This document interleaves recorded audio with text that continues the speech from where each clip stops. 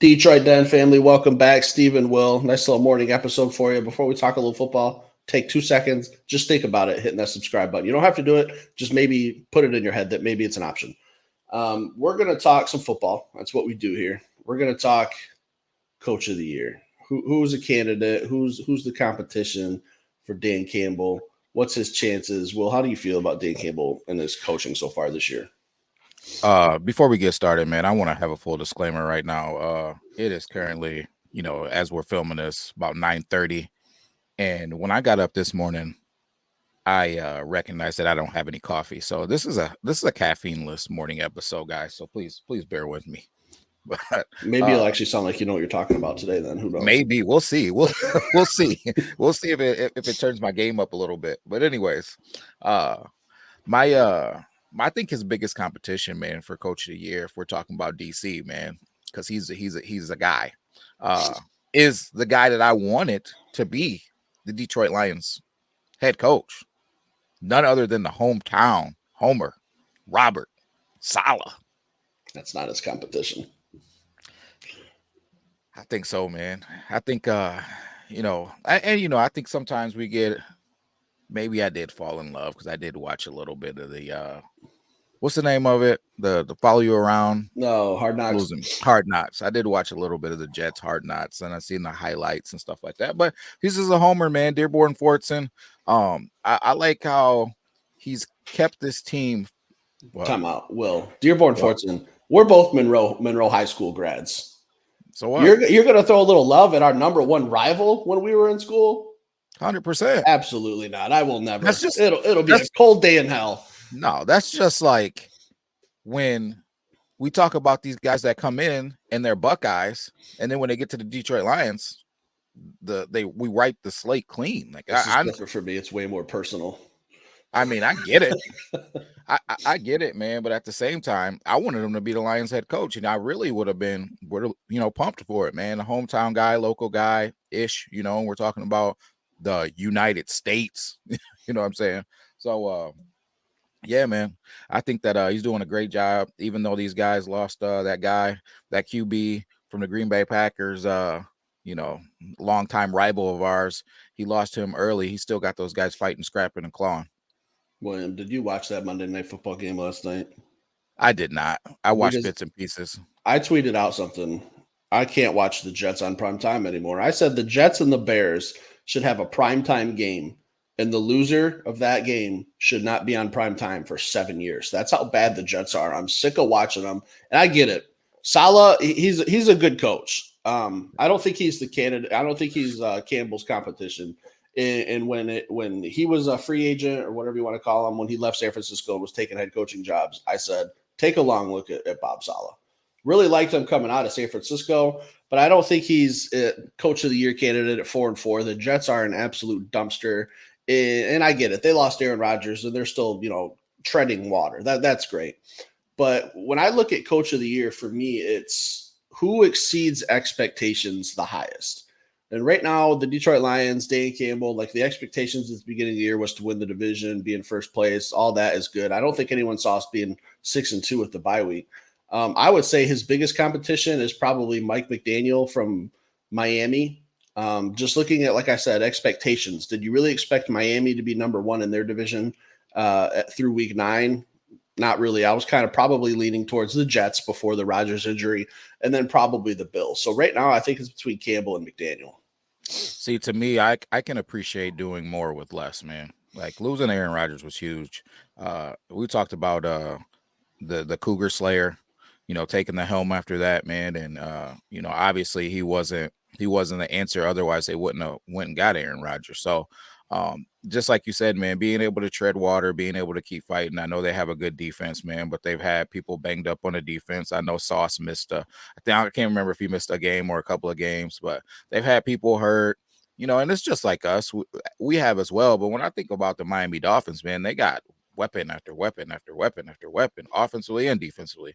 You're talking about Xavier Howard, and you're talking about they just got back Jalen Ramsey. You're talking about Tyreek Hill. You're talking about Jalen Waddle. You're talking about Tua Tagovailoa. I mean, they got dogs, man. They got some of the fastest running backs in the NFL. Weapons. Yeah, you're not wrong. Are they exceeding the team expectations? I don't think so. I mean, I think every year we talk about how they go in free agency and they buy a team, they buy these weapons and, make trades and get all of these weapons. And now they're showing a high performance offense that's going to fizzle at the end of the season, as always. I would say one other name to look out for is probably John Harbaugh, Baltimore Ravens. Probably the toughest division in football. Steelers, Browns, Bengals. The Bengals are in fourth place in that division, and I can still see them probably maybe winning it if they stay hot, stay healthy. But they got their work cut out for them with Baltimore at 7-2, and we know what they can do. They just pounded us a couple weeks ago. They took the Seahawks to the shed. Like, they're playing high caliber football right now too, and yeah, they have some weapons. They've drafted well, but I don't think they're as loaded as the Miami Dolphins. I think they're more of a grinded out, gritty type team, and they have Lamar Jackson. Yeah, I'm partial to the Ravens, man, because I just love You how they you have play a football. you have a deep seated hatred for him too. I mean, we won't even get into that, but I won't even say I have a deep seated hatred, because the only team that I have a deep seated hatred for is the Dallas Cowboys, and we already know number 11. It's on site. I say it all the time. It's on site. I run into you in a grocery store. I run into you at church, man. We're gonna have to go in the back and figure it out. Maybe hit that basement. Anyways, but yeah, man, I just love how the Ravens play football. Tough, gritty team. They love to run the ball, play great defense. I just love how they do it, man. So John Harbaugh will be up there at pretty much every year if I'm choosing. I'll say this: if you and Micah Parsons got into a fight at church, I'll be praying For him, that I can find a new co-host to help me come revive the show. I guarantee I last 30 seconds. No, I do think right now it's Dan Campbell. I'm not gonna break, like, maybe I'm being a homer, but I think, like I said, the main thing for head coach of the year is exceeding expectations. And I think right now, out of the Dolphins, the Ravens, and especially the Jets, I think you got to be better than 4-4 to get head coach of the year. No, I agree. Dan Campbell's probably the leading candidate. We've dealt with a lot of injuries, and I know the Jets and Ravens have had their injuries too. Everyone's banged up in the NFL. It's just part of the business. But losing two of your defensive starters before they even really get a full game in them that you were anticipating to be starters, and Emmanuel Mosley, CJ Gardner-Johnson, and the defense still playing pretty well, given a couple turns here and there. But I think Dan's the favorite. Yeah, I gotta make Dan a front runner as well. Like I said, if I'm choosing, man, or if I'm cheering for obviously Dan Campbell, and then I'm just a homer. Like I said, Robert Saleh. I know he doesn't have the numbers or the situation that probably bodes for him getting that right now, but I just love how they're fighting. You know, everybody thought when they lost Aaron Rodgers, the season was over. Just pack it in, unless Tom Brady decided that he was going to go there. You might as well just get ready to draft at the top of the draft, because put a fork in their season. Yeah, I mean, I don't see him making the playoffs, but being 4-4 with your backup quarterback, who I never really thought was that good to begin with, it is impressive what the Jets are doing. They don't have an offensive line. I don't think that's helping little Zachy either, but he's usually running for his life, but sometimes he just does some stuff, and I'm just like, dude, how are you in the NFL? I just feel like once you tell the people the real reason why you don't want the Jets to be, or Robert Saleh to be in this conversation, man, I think you're still a little butthurt that Garrett Wilson ain't doing nothing in fantasy. He's not. I'm telling you right now, like, off topic, Garrett Wilson has single-handedly ruined my fantasy football season this year. High expectations, rookie of the year. Thought he was going to be a stud with an upgrade at quarterback. We do a bid league, and I spent a lot of money on him, and it's just not panned out. This would be like a time when me and Garrett Wilson just go our separate ways if we were in a relationship. Like, it's just not working out. Buddy, that should have been a few weeks ago. I mean, hold on too long. Yeah, you're not wrong. I can't argue with you on that one. My season's over, and I'm dead in the water. That's a topic for another day. Thanks for throwing that out there for me, though. Hey, well, then let me get J-Mo. Anyways, absolutely not.